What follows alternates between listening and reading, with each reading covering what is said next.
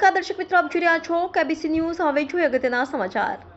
Islamic વિધિ મુજબ કરબલાના મહાન શહીદ ઇમામ હુસેનના તાજિયાને ઇમામ જામીન બાંધવામાં આવ્યું હતું।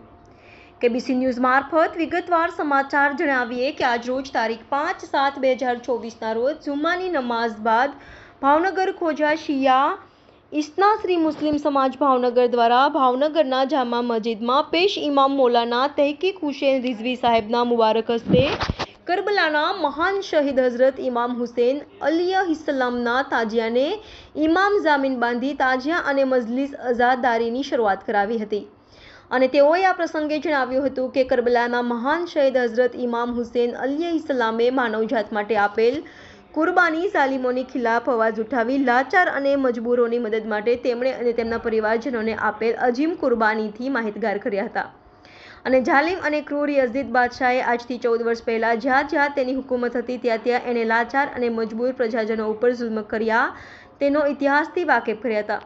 માનવજાતના કલ્યાણકારી અને નબીના નવાસાની આ શહાદતને મુસ્લિમોની સાથે તમામ બિન મુસ્લિમ ધર્મના લોકો પણ આ શહીદને યાદ કરી શ્રદ્ધાંજલિ પેશ કરે છે। ત્યારે આ મહાન શહીદના ઉપદેશ ઉપર ચાલી સમાજના દબાયેલા કચડાયેલા મજલૂમ લોકોની મદદ કરી અને તેમનું રક્ષણ કરી ઝાલિમો અને જુલ્મ કરનારાઓનો વિરોધ કરી ગરીબોને ભૂખ્યાઓને અન્નદાન અને પ્યાસાઓને પાણી પીવડાવી માનવજાતની સેવા કરીને જ આ મહાન શહીદને સાચી શ્રદ્ધાંજલિ અર્પણ કરી ગણાશે। આજે પણ લોકો પોતાની મનોકામના પૂરી કરવા આ મહાન શહીદના તાજિયા પાસે આવી દુઆ કરી મન્નત માની કરબલાના આ મહાન શહીદે આઝમ હઝરત ઇમામ હુસેન અલૈહિસ્સલામની મદદ મેળવે છે। આગામી મોહરમ તાજિયાનું જુલુસ શોકમય રીતે કોમી એકલાસ, ભાઈચારો, આપસમાં મોહબ્બત અને એકતાની સાથે ઉજવવા અને ઇમામ હુસેનનો પૈગામ લોકો સુધી પહોંચાડવા અનુરોધ કર્યો હતો।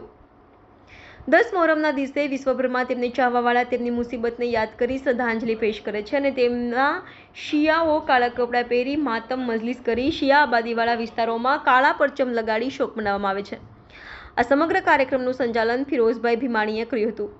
નોહાખાની શબીરભાઈ ગભરાણીએ કરી હતી। પ્રાસંગિક પ્રવચન સિરાજભાઈ નાથાણીએ કર્યું હતું।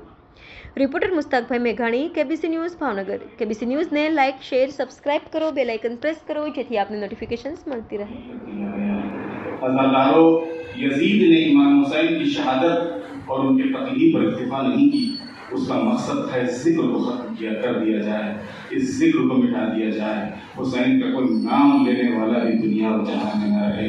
लिहाजा इसी के लिए उस मलून ने लाश पर घोड़े दौड़ा दिए, खैमों को जला दिया गया, माल और असबाब को लूट लिया गया, अहले हरम को असीर कर लिया गया और असीर करके करबला से कूफा और कूफा से शाम ले जाया गया।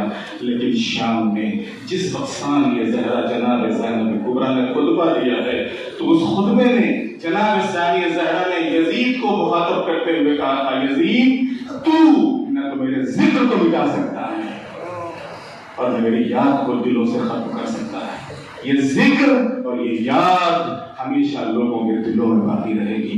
आज उसी याद को मनाने के लिए और ये अय्याम अज़ा कि इनके स्वागत के दिन है, इनके इस्तकबाल के दिन है, हम सब यहाँ पर जमा हुए हैं।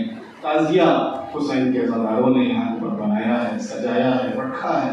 ये 10 दिन तक ये रहेगा और 10 दिन के बाद फिर ये बढ़ा दिया जाता है और एक अलामत के तौर पर अज़ादारी की एक पहचान के तौर पर, अज़ादारी की एक अलामत के तौर पर, अज़ादारी की इस निशानी के तौर पर इस ताज़िये को देखा जाता है।